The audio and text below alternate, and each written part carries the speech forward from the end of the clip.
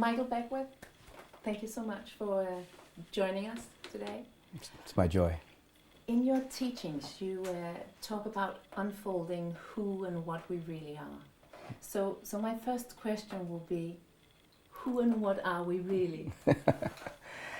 There's different layers to that question. Yeah. So first of all, we're spiritual beings having a human incarnation. That means that there's something about us that's eternal, that's forever, that never had a birth and will never die. And that's our essential self, that's our unique self, that's our real self. We're at times a constellation of shifting personalities. Those personalities rose up from experience, heredity, time, but there's a part of us that's singular. I call it a singular manifestation of a cosmic unfolding. Mm-hmm. That's who we really are.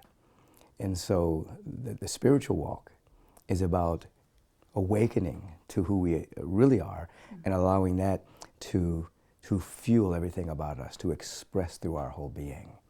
So confusion begins to disappear, greater peace arises, a greater sense of well-being, greater sense of joy and gratitude and love.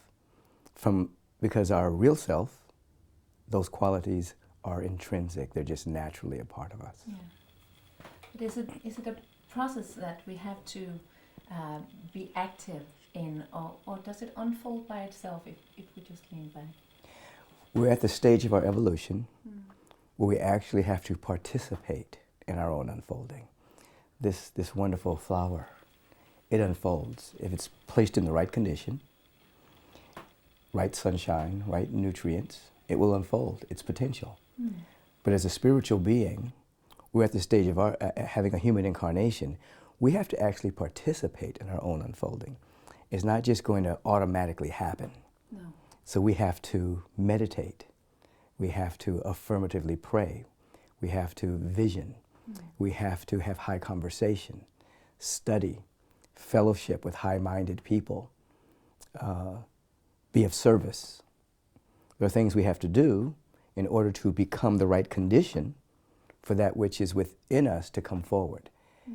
If we don't, then the evolution is really, really, really slow. So it is possible for an individual in one lifetime to make a big leap. Yeah. Or a person can take a long time by just kind of ambling around.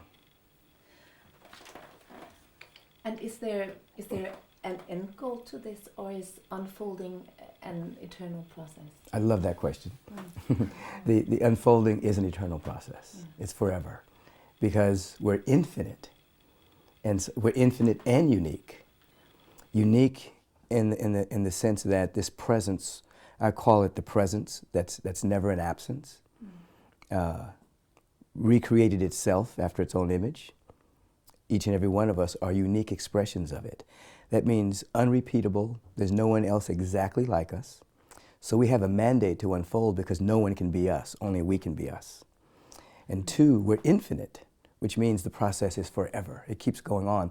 And that's where bliss and ecstasy and joy come in, because bliss and ecstasy are a function of the activation of our potential. So whenever we awaken more, then there's more bliss. There's more ecstasy. So some people flatline, and they have joy based on external conditions. It's my birthday, I can be happy today. It's my anniversary, I can be happy today, I can be happier. But with the activation of potential, your happiness and joy quotient just keep rising and rising and rising, regardless of external conditions. Mm. So in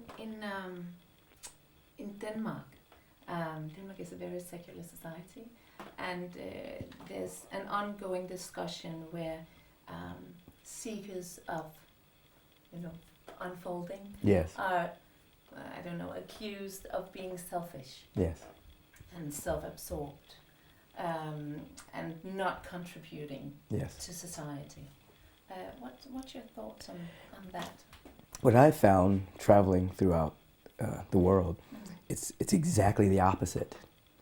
That an individual, as they begin to discover who they are, they want to contribute. They want to be of service to the world. They want to be of service to their neighborhood. People that wake up have a tendency to ask larger questions beyond their little self, and they want to know how can the world become better before they leave? How can they make the world better before they leave? And so I found it's exactly the opposite. People that are unawake seem to be self-absorbed. They seem to be caught up in the money game. They're caught up in the fame game, trying to get. Whereas people that are awakening spiritually try to give more, try to express more creatively, try to express more in terms of service, try to express more in terms of finding their passion and release it unto the world. So it seems to be quite the opposite. I think in the beginning stages, when one begins to wake up, it seems self-absorbed because they're trying to discover what happened to them. They were sleeping, they were lost in a maze of societal fantasy, parental fantasies, worldly fantasies, and then they woke up, say, wow, this has been somebody else's dream. This has been the society's dream. It's not my dream. I was caught. And so in the beginning stages, it seems self-absorbed because they have to go within, they have to study, they have to meditate, they have to see what happened. But once there's a level of balance there, then there's an expression. And that's when it's totally the opposite of self-absorption. It's self-expression. But is there a risk of getting lost in that level just after the awakening? Getting lost in, I don't know, belief systems or something you discovered inside yourself that you can't let go of? Or is there a risk of getting lost in that first? Oh yeah, I think at every stage there's definitely a risk of being addicted to a particular stage. Yeah. But life has its way of pushing us forward. We grow in two ways, pain or insight. And so if you find yourself being stagnant, then you'll accumulate a lot of energy and life will push you forward. And sometimes it's a painful way. You have a wake-up call. Some kind of the stagnation and the inertia will become too hard to bear. Yeah. And you'll grow and you'll realize, oh, I was stuck. If one continues their spiritual practice, then they grow through insight. They have a greater awareness and keep on moving, keep on evolving.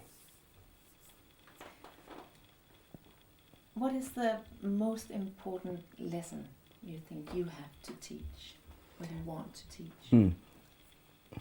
Basically, it's primarily our essential nature, beyond hereditary patterns, things we think we've inherited from our families and things of that particular nature. That, oftentimes when I'm speaking, when I'm doing spiritual work, I can feel and see it looks like a fountain of light in people. That we are light. We're light beings. We're not just flesh and blood. We're not just our past experiences. And I want people to know that. I want people to know that inherently there's no limitation to who they are. There's nothing that can block them once they know that and begin to allow that to be the activity of the awareness, and that every being has something to share and to give. Yeah. There are no mistakes. No. There are no extra people. Everybody has something powerful to express. And we have a mandate to express it. We have a mandate to give it. Yeah. And we literally can shift in one lifetime, and we can literally change the world. We can. We're that powerful. And just in my own experience, I have seen a pattern of when I push too hard or try to move forward too fast. Yes. I get stuck. Yes. Or I block. But when I lean back and just trust, it flows. Yes. So there has to be some kind of balance in the way we are active in our own unfolding. Yes. It's called letting, not getting. We're allowing something to happen. Now, obviously, where you're concerned, I can see it, that you're on the path, you've awakened. You have an intention that has now turned into inspiration. You're inspired. So you're being pulled by something. So you don't have to run after it and get it, because you're being pulled by it. So it's kind of built within you. So the paradox is that if we try too hard, we create resistance. As we allow, then it's like buoyancy, it's like floating we allow, and we have reverential attention, we can float. Now, if you notice when you're floating, you're not just doing nothing, because if you do nothing, you'll sink. Yeah. But if you flail around too hard, you'll sink. So floating is actually attentiveness.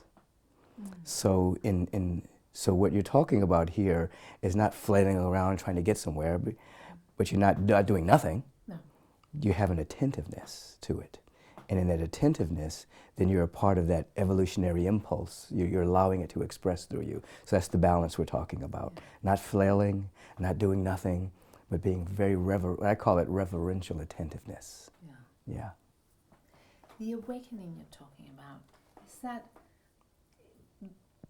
does this potentially happen to every person in every lifetime, that at some point there's the potential of an awakening?